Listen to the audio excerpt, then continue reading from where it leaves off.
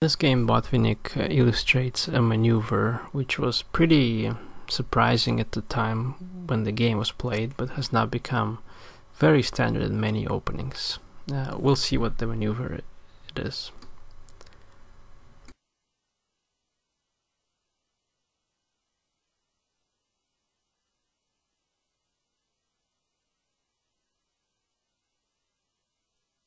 This move is a slight inaccuracy. It's more common to play c6 or knight to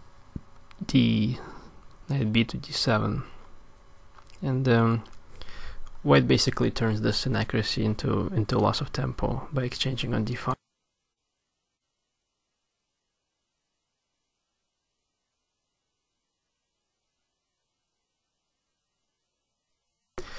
This natural move, pawn to c6, turns out to be a serious mistake. It turns out that after this, white has enough time to build a very strong pressure against h7.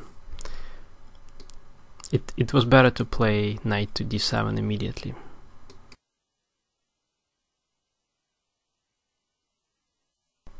So this is the maneuver that I mentioned in the beginning. It was very unusual at the time to just advance the g-pawn, because, well, isn't this where the white king is supposed to be hiding on the king's side?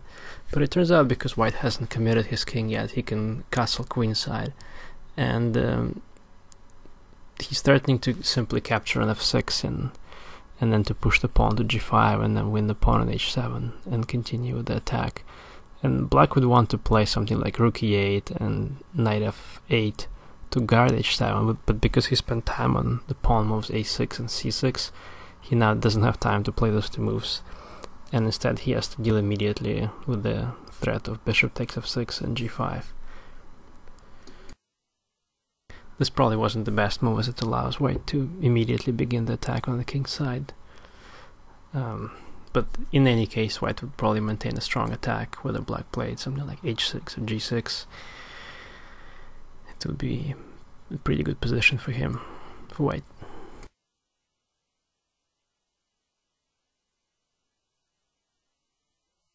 Naturally, it makes more sense for white to keep more pieces on the board, as the more pieces are on the board, the more likely is the kingside attack to succeed. Black's position is worse, but in the next two moves he starts to maneuver the knights around. That only speeds up the loss. Now black has no time to capture on f4, because then white's gonna take on g4 with a check. So the knight has to retreat from g4.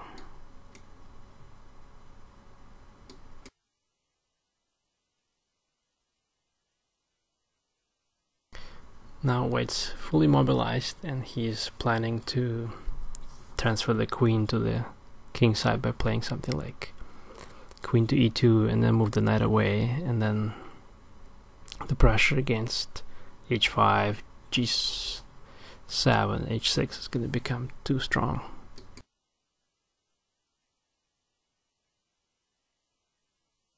Mistake after which white wins immediately. And now both knights are hanging, the knight on f5 and the knight on h5, so black had to resign. A very quick win for Botvinnik, but it wasn't all that uncommon for him to win games in the opening, because he was always looking for exploiting opponents' mistakes and get as much advantage in the opening as possible. It also shows that he was creating some new plans in the middle game and in the opening, and now the advance of the g-pawn to attack the knight on f6 has become very typical in many openings, not just in the Queen's Gambit, but also in the Sicilian defense and in many other structures.